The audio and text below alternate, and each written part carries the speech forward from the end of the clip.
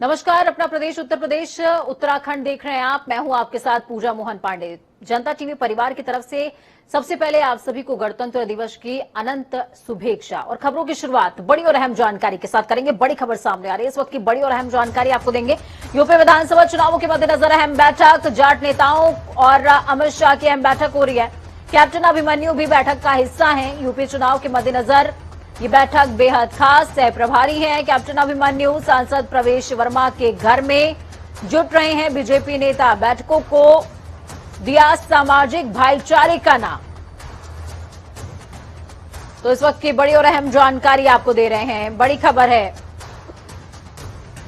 अहम तस्वीरों के साथ में ये बड़ी खबर आपको बता रहे हैं। तमाम जाट नेताओं के साथ में मुलाकात हो रही है, जाट प्रतिनिधियों के साथ मुलाकात हो रही है। उत्तर प्रदेश विधानसभा चुनाव के संदर्भ में दिल्ली में आज एक बड़ी बैठक होने जा रही है। हम आपको तस्वीरें दिखाते हैं कि किस तरीके से दिल्ली में एक बड़ी बैठक जो है विधानसभा चुनाव के संदर्भ में यहाँ पर आयोजित की गई है।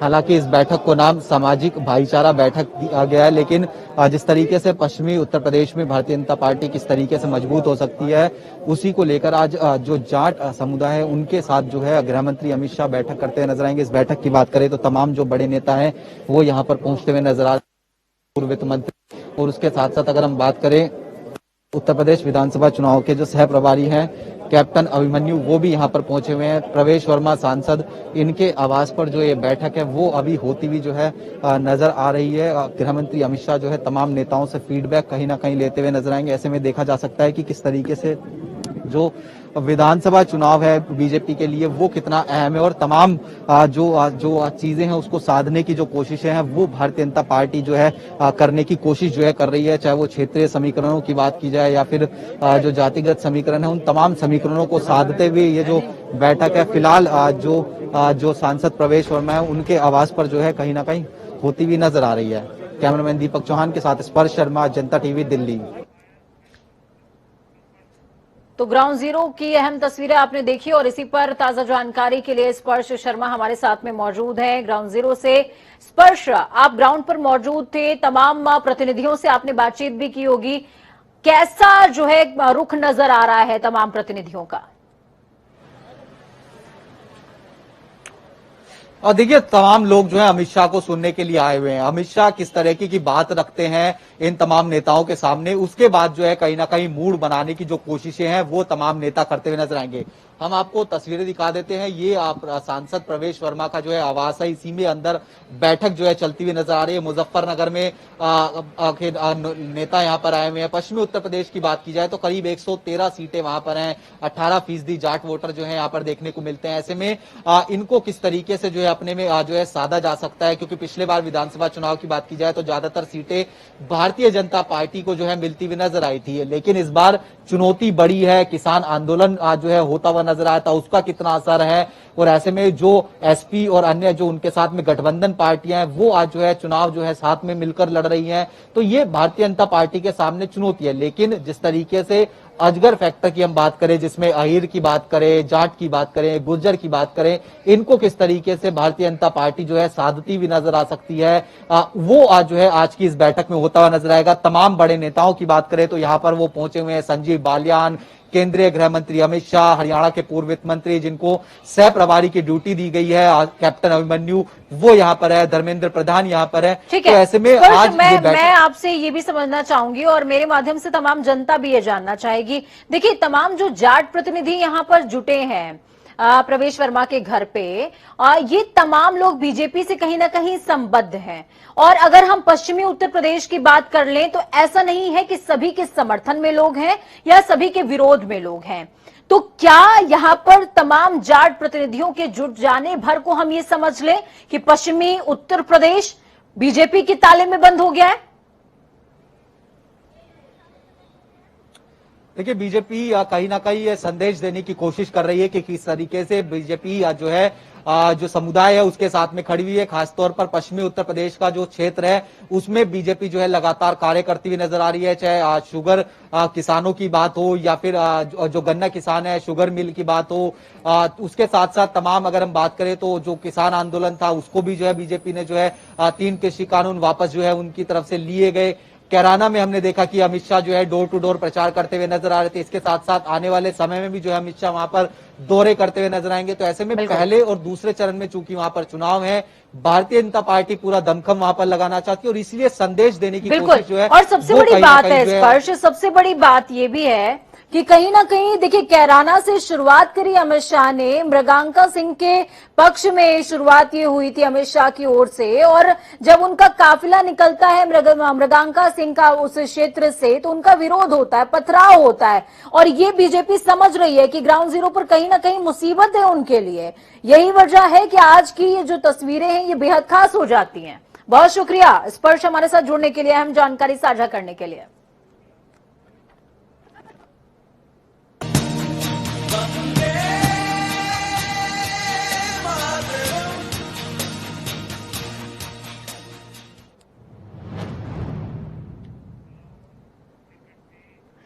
वंदे मातरम, सारे जहां से अच्छा, ये तमाम जो सुर हैं ये सुनते ही कहीं ना कहीं रोंगटे खड़े हो जाते हैं। एक अनुभूति होती है देश की, प्रदेश की, एक अनुभूति होती है भारतीय होने की। जी हां, उत्तर प्रदेश में आज 73वां गणतंत्र दिवस धूमधाम से मनाया गया।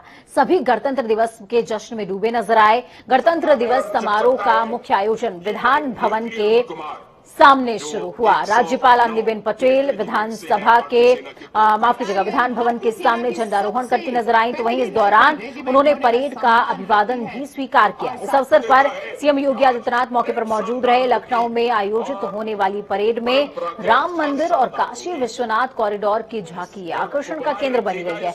उत्तर प्रदेश के मुख्यमंत्री योगी आदित्यनाथ ने गणतंत्र दिवस पर बलिदानियों को नमन करते हुए कहा, गणतंत्र दिवस स्वाधीनता सेनानियों के त्याग एवं बलिदान को स्मरण करने के साथ हमें संवैधानिक कर्तव्यों के निर्वहन के प्रति प्रेरित करता है।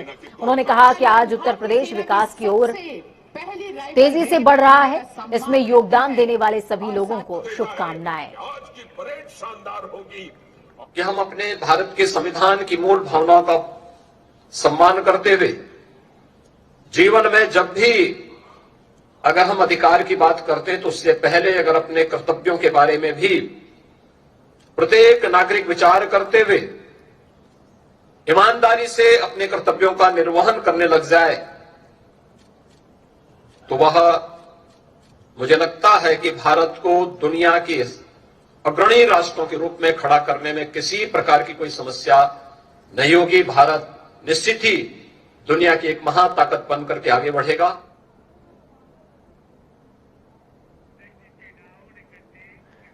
तो वहीं गणतंत्र दिवस परेड समारोह की शुरुआत प्रधानमंत्री नरेंद्र मोदी के राष्ट्रीय युद्ध स्मारक के दौरे के साथ शुरू हुई। परंपरा के अनुसार राष्ट्रगान के बाद राष्ट्रीय ध्वज फहराया गया। इस दौरान 21 तोपों की सलामी दी गई। परेड की शुरुआत रामनाथ कोविंद की सलामी लेने के साथ हुई। तो वहीं इससे पहले गणतंत्र दिवस से मौके पर देश के प्रधानमंत्री ने ट्वीट करते हुए देशवासियों को शुभकामनाएं भी दी।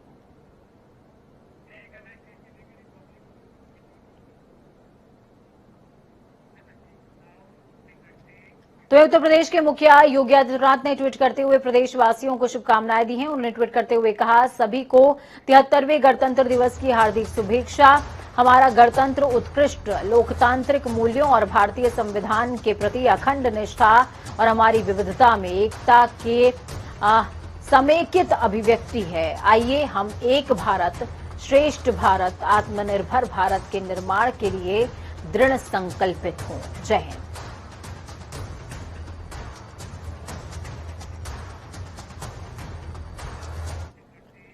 गणतंत्र दिवस समारोह का मुख्य आयोजन विधान भवन के सामने आयोजित हुआ। राज्यपाल आनंदीबेन पटेल विधान भवन के सामने झंडारोहण करती नजर आईं। लखनऊ में आयोजित परेड में आकर्षण झांकियों ने कहीं न कहीं लोगों के मन को लुभा लिया। इस अवसर पर सुरक्षा व्यवस्था के कड़े इंतजाम किए गए थे। आपको ये बता दें कि सिर्फ राजधानी लखनऊ में ही नहीं बल्कि पूरे प्रदेश में गणतंत्र दिवस की धूम नजर आई और ये तस्वीरें इस बात की साक्षी हैं। उत्तर प्रदेश में आज 73वां गणतंत्र दिवस धूमधाम से मनाया जा रहा है। इस मौके पर मुलायम सिंह यादव ने सपा कार्यालय में झंडा फहराया और प्रदेशवासियों को गणतंत्र दिवस की बधाई दी। तो वहीं इस मौके पर अखिलेश यादव भी मौजूद रहे। अखिलेश यादव ने सपा कार्यालय से कार्यकर्ताओं को संबोधित करते हुए बधाई दी और कहा कि बीजेपी नेताओं पर केस दर्ज है और वो चुनाव दूसरी दिशा में ले जा रहे हैं, लेकिन उन्हें ये नहीं पता कि ये चुनाव जनता का चुनाव बन चुका है। समाजवादी साथी पत्रकार बंधुओं, मैं सबसे पहले आप सबको गणतंत्र दिवस की बहुत बहुत बधाई और शुभकामनाएं देना चाहता हूं। जिस गणतंत्र दिवस पर हम सब लोग इकट्ठे हुए हैं, हमें आज के दिन उन सभी को याद करना है जिनकी वजह से हमारा देश आजाद हुआ है। बड़ी संख्या में इस देश के लोगों ने कुर्बानियां दी हैं, तब जाकर के ये देश आजाद हुआ है। अगर हम सब आजादी के संघर्ष को पीछे मुड़ करके देखते हैं, एक बहुत लंबे संघर्ष के बाद हमारा देश आजाद हुआ। बदलाव की शुरुआत होती है उत्तर प्रदेश से होती है। इसलिए ये जब हम सब इकट्ठे हुए हैं तो ये भी संकल्प लें कि आने वाले समय में हमें अपना संविधान, अपना लोकतंत्र भी बचाना है। इसलिए आज के गणतंत्र दिवस के दिन हम यही संकल्प लें कि आने वाले समय में हमें लोकतंत्र बचाना है और जो बाबा साहब भीमराव अम्बेडकर जी ने जो हमें संविधान दिया है, उस संविधान के सम्मान को बचाना है। जो सत्ता में लोग बैठे हैं वो नकारात्मक लोग हैं, वो समाज को दूसरी दिशा देना चाहते हैं। लेकिन हम समाजवादी लोगों ने समय समय पर ऐसी ताकतों का मुकाबला। इस देश का किसान जो कई साल बैठा रहा धरने पर, न जाने कितने किसान शहीद हुए, लगभग 700 किसान शहीद हुए, तब जाकर के वो घर गए लौट कर। वही किसान जो हमारा अन्नदाता है, उसी का बेटा सीमा पर हमारी रक्षा कर रहा है। आज भी फौज में सबसे ज्यादा अगर कोई है जो सीमाओं की रक्षा कर रहा है तो वो गांव का ही जवान है या किसान का बेटा जाकर के हमारे देश की रक्षा कर रहा है। और जो चुनाव की रौनक थी वो रौनक नहीं बची है, वो दूसरे लेकर तरह का चुनाव हो रहा है। क्या फैलाया जा रहा व्हाट्सएप पे हमें और आपको नहीं पता है। वो क्या दिशा में ले जाना चाहते हैं चुनाव, उनकी शायद स्टेटमेंट से आपको पता लग रहा होगा। जो भारतीय जनता पार्टी के स्टेटमेंट है, उनके नेताओं के स्टेटमेंट है, उनके सबसे बड़े कप्तान, उनके उप कप्तान और तमाम नेताओं के क्या स्टेटमेंट है। वो चाहते हैं कि चुनाव दूसरी दिशा में जाए। लेकिन हमें खुशी इस बात की कि अभी तक हम समाजवादी लोग उनके जाल में नहीं फंसे। अभी तक वो हमारी दिशा को बदल नहीं पाए। और देख लेना आप पहले चरण से ही परिणाम, जो सूचनाएं आ रही हैं, जो जानकारी मिल रही है, जो लोग कभी गली में नहीं घूमते तो उन्हें गली गली जाना पड़ रहा है। उत्तर प्रदेश के रायबरेली जिले के महाराजगंज कोतवाली क्षेत्र के पहाड़पुर गांव में शराब पीने से मरने वालों की मौत का आंकड़ा बढ़ रहा है। अब तक 6 लोगों की मौत हो चुकी है, जबकि कई अन्य लोगों की हालत गंभीर बताई जा रही है। 20 की हालत गंभीर और 40 लोग जिला अस्पताल में अभी भी भर्ती हैं। शराब से हुई मौत के बाद गांव पहुंचे डीएम और एसपी ने मामले की जानकारी ली, तो वहीं 1.5 दर्जन लोग गंभीर रूप से बीमार भी बताए जा रहे हैं। लखनऊ रायबरेली शराब कांड मामले में बड़ी कार्रवाई हुई। इंस्पेक्टर अजय कुमार, कांस्टेबल धीरेन्द्र श्रीवास्तव को तत्काल सस्पेंड कर दिया गया। तो वहीं जिला आबकारी अधिकारी से जवाब तलब करते हुए जिला आबकारी अधिकारी राजेश्वर मौर्य को नोटिस जारी करके जवाब मांगा गया है।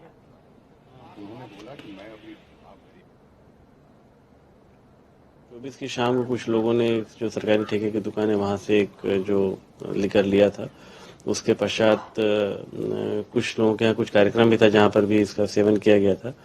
तो इसमें से लगभग 6 लोगों की मृत्यु हुई है और लगभग 20 के लगभग लोग हैं जिन लोगों को अस्पताल में एडमिट किया गया। उनमें से बहुत सारे ऐसे हैं जिनको हमने प्रिकॉशनरी भी रखा है, जिससे जिससे लोगों की स्वास्थ्य पर निगाह रखी जा सके, और इसके साथ ही हर दृष्टिकोण से इसको देखा जा रहा है, क्योंकि एक पर्टिकुलर अभी तक जो हमारा प्रथम दृष्टया देखा है, एक पर्टिकुलर ब्रांड। चलिए ग्राउंड जीरो का रुख करते हैं। हमारे साथ में आफ्ताब खान जुड़ चुके हैं रायबरेली से। आफ्ताब, क्या कुछ अपडेट है ग्राउंड जीरो से? लगातार मौतों का सिलसिला बदस्तूर जारी है, कितने दोषी गिरफ्तार हुए, कितनों की गिरफ्तारी बाकी है?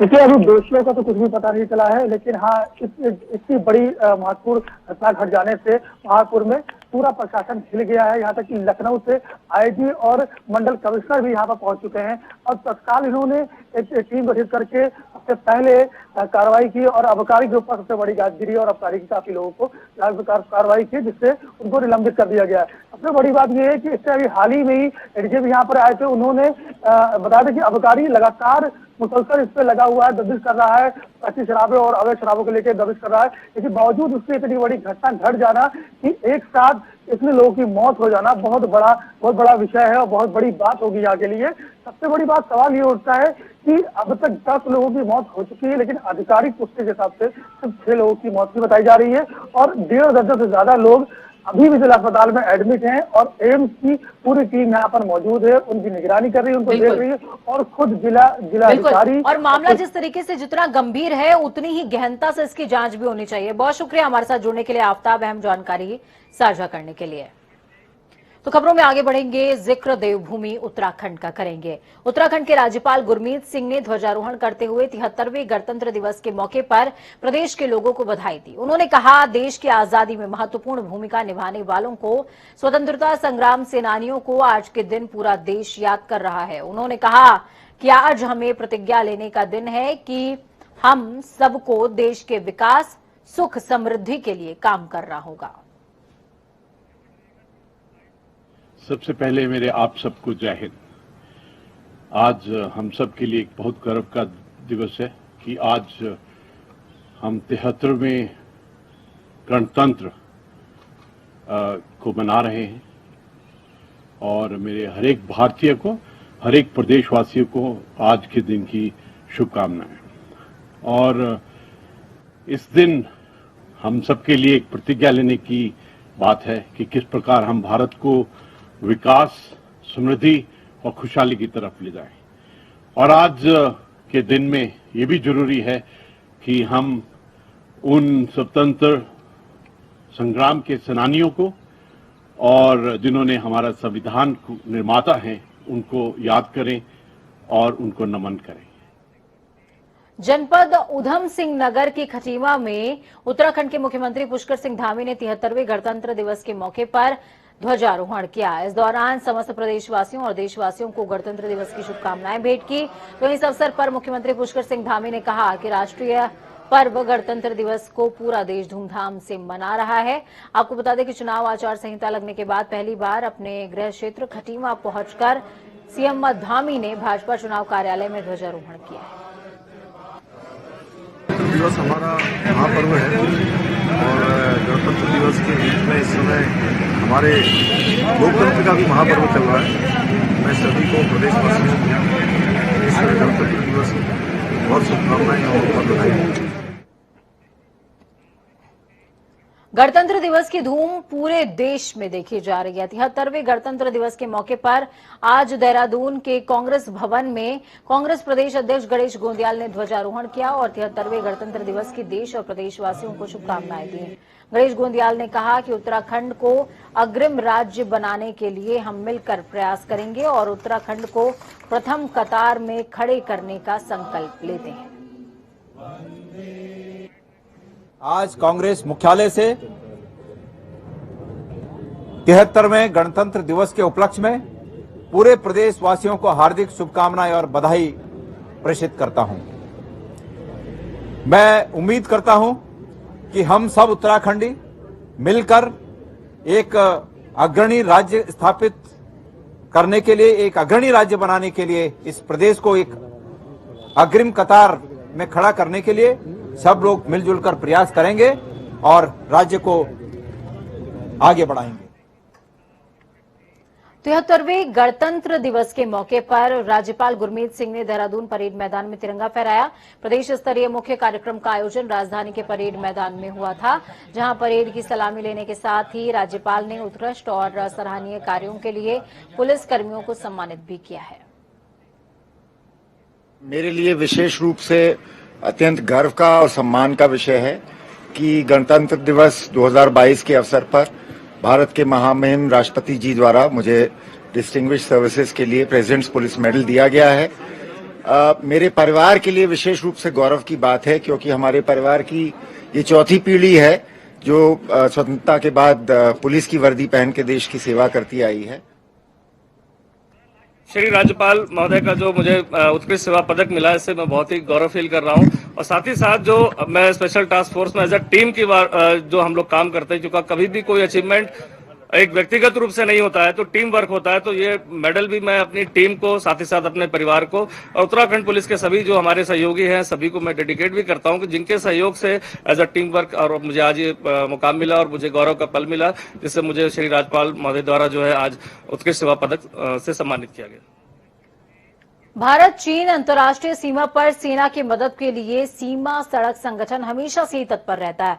सीमा सड़क संगठन में पहली बार शीतकाल में 13,000 फीट की ऊंचाई पर नागा में डेटा पोस्ट खाली हो गई है, जिससे बर्फबारी के दौरान अंतर्राष्ट्रीय सीमा को जोड़ने वाली सामरिक दृष्टिकोण से महत्वपूर्ण नेलांग, नीरापानी, सोनम और नेलांग नागा जडोंग सड़क को खोला जा सके, ताकि सेना और आईटीबीपी के जवानों को बॉर्डर तक पहुंचने में किसी तरह की कोई समस्या न हो।